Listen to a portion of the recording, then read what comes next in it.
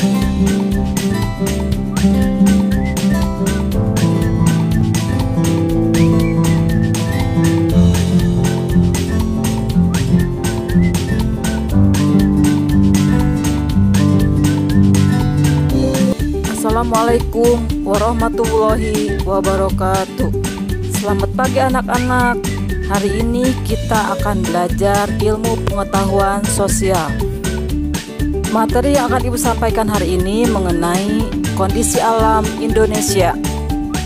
Adapun tujuan pembelajaran dari materi ini yaitu setelah kegiatan pembelajaran dilaksanakan, peserta didik diharapkan dapat menjelaskan kondisi alam Indonesia.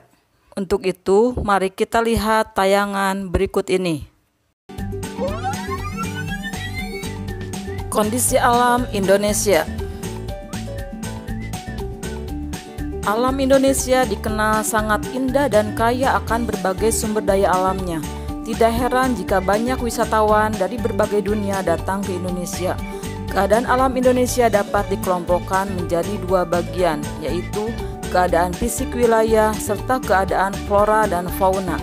Keadaan fisik wilayah diantaranya terdiri atas keadaan iklim dan keadaan bentuk muka bumi atau kondisi fisiografis yang kemudian akan menentukan jenis tanahnya.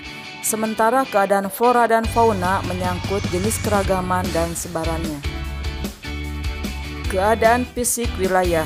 Sebagai suatu wilayah, Indonesia memiliki keadaan fisik tertentu.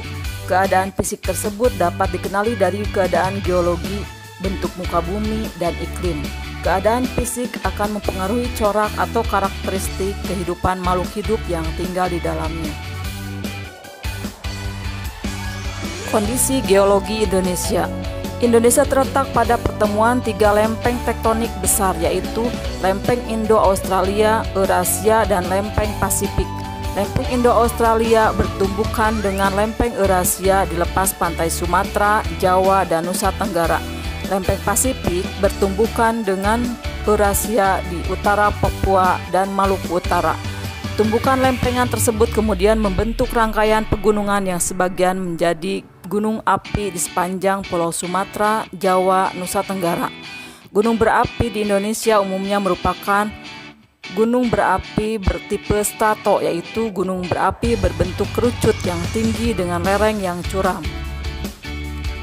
Selain terbentuk pegunungan dan gunung api, tumbukan antar lempeng juga menghasilkan fenomena gempa bumi. Gempa bumi terjadi karena lempeng yang saling bertumbukan, kemudian menghasilkan getaran yang sampai ke permukaan bumi.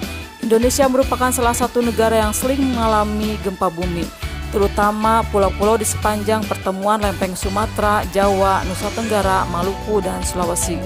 Gempa yang terjadi dapat dibedakan menjadi gempa tektonik dan gempa vulkanik.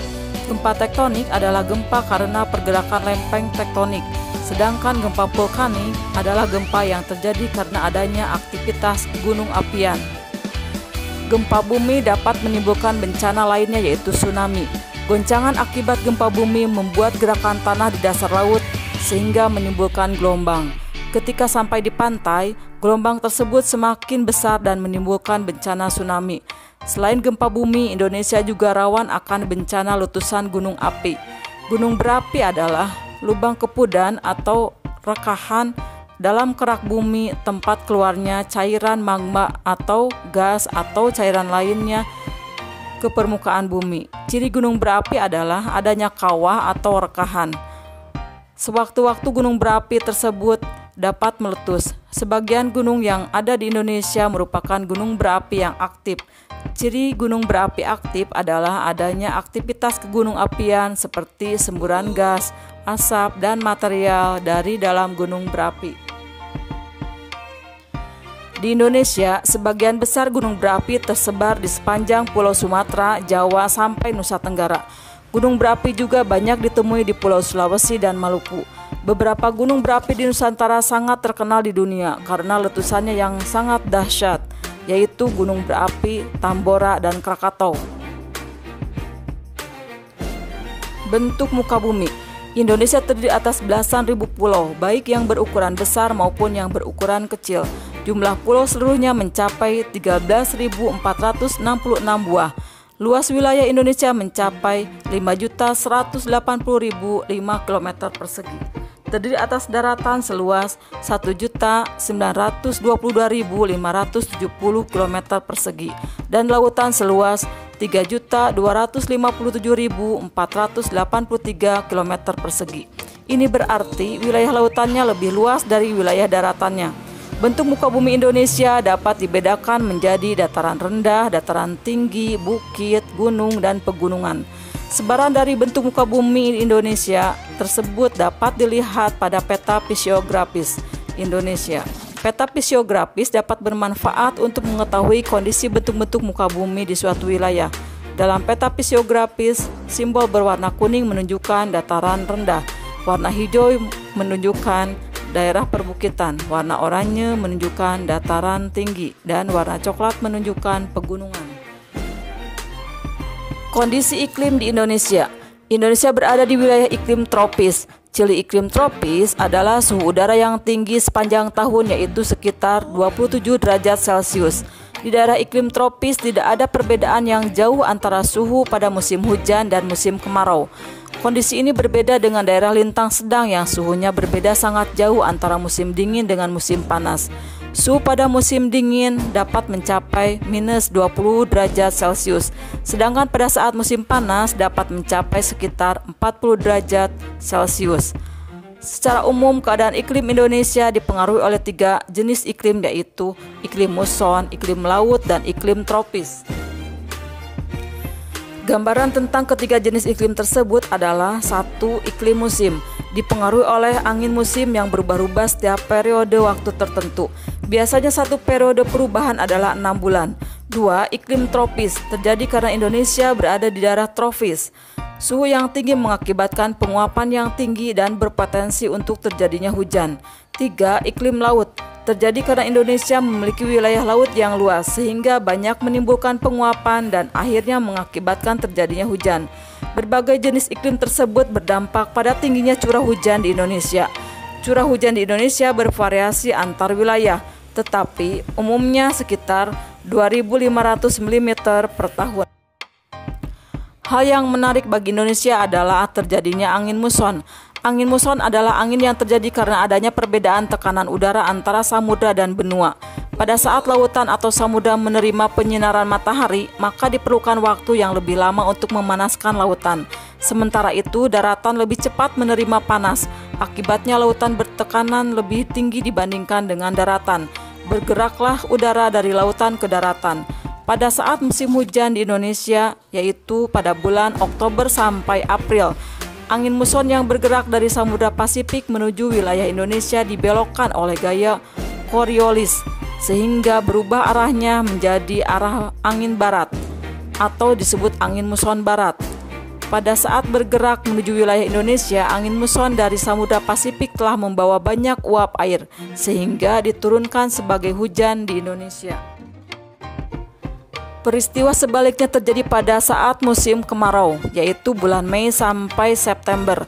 Pada saat itu angin muson dari benua Australia atau disebut angin timur yang bertekanan maksimum bergerak menuju benua Asia yang bertekanan minimum melalui wilayah Indonesia. Karena benua Australia sekitar 2/3 wilayahnya berupa gurun, maka udara yang bergerak tadi relatif sedikit uap air yang dikandungnya. Selain itu, udara tadi hanya melewati lautan yang sempit antara Australia dan Indonesia, sehingga sedikit pula uap yang dikandungnya. Pada saat itu di Indonesia terjadi musim kemarau. Pada musim hujan, petani Indonesia mulai menyiapkan lahannya untuk bercocok tanam. Jenis tanaman yang ditanamnya adalah membutuhkan air pada awal pertumbuhannya, contohnya padi. Sementara itu nelayan Indonesia justru mengurangi frekuensi melaut karena biasanya pada saat tersebut sering terjadi cuaca buruk dan gelombang laut cukup besar sehingga membahayakan mereka. Pada saat kemarau, sebagian petani terpaksa membiarkan lahannya tidak ditanami karena tidak adanya pasokan air. Sebagian lainnya masih dapat bercocok tanam dengan mengandalkan air dari sungai atau dari saluran irigasi. Ada pula petani yang bercocok tanam walaupun tidak ada air yang cukup dengan memilih jenis tanaman atau varietas yang tidak banyak memerlukan air. Pada saat musim kemarau, nelayan dapat mencari ikan di laut tanpa banyak terganggu oleh cuaca yang buruk. Hasil tangkapan ikan juga biasanya lebih besar dibandingkan musim hujan, sehingga pasokan ikan juga cukup berlimpah. Pola angin muson yang bergerak menuju wilayah Indonesia pada saat angin barat dimanfaatkan oleh nenek moyang bangsa Indonesia untuk melakukan perpindahan atau migrasi dari Asia ke berbagai wilayah di Indonesia. Perahu yang digunakan untuk melakukan migrasi tersebut masih sangat sederhana dan pada saat itu masih mengandalkan kekuatan angin, sehingga gerakannya mengikuti arah gerakan angin muson. Pada sekitar 2000 tahun sebelum Masehi, terjadi gelombang perpindahan rumpun bangsa yang berbahasa Melayu Austronesia atau Melayu Kepulauan Selatan.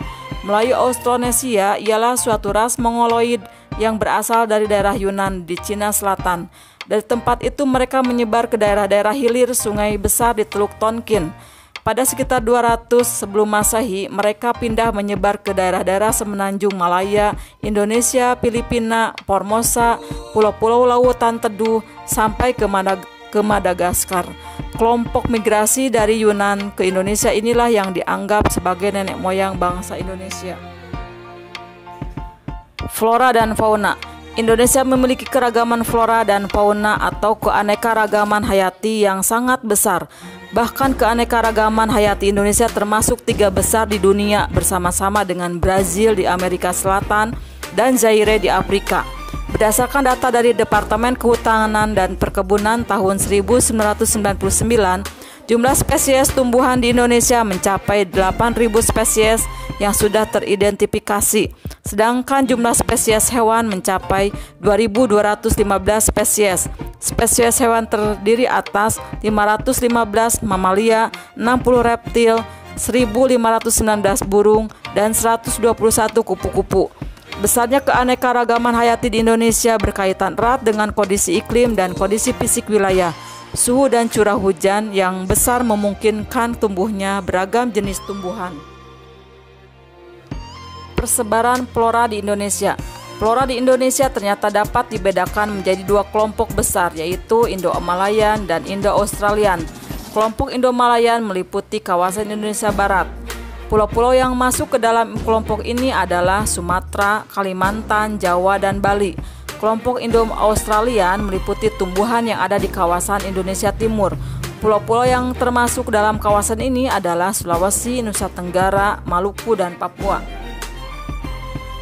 Perbandingan karakteristik flora yang ada di Indonesia Barat dan Timur adalah sebagai berikut.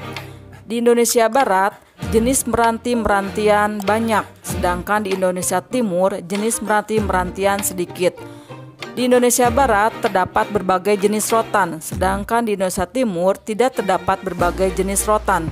Di Indonesia Barat tidak terdapat hutan kayu putih, sedangkan di Indonesia Timur terdapat hutan kayu putih. Di Indonesia Barat, jenis tumbuhan matoa atau Pometia pinnata sedikit, sedangkan di Indonesia Timur terdapat berbagai jenis tumbuhan matoa khususnya di Papua. Di Indonesia Barat, jenis tumbuhan sagu sedikit, sedangkan di Indonesia Timur banyak terdapat tumbuhan sagu. Di Indonesia Barat terdapat berbagai jenis nangka, sedangkan di Indonesia Timur tidak terdapat jenis nangka. Persebaran fauna di Indonesia.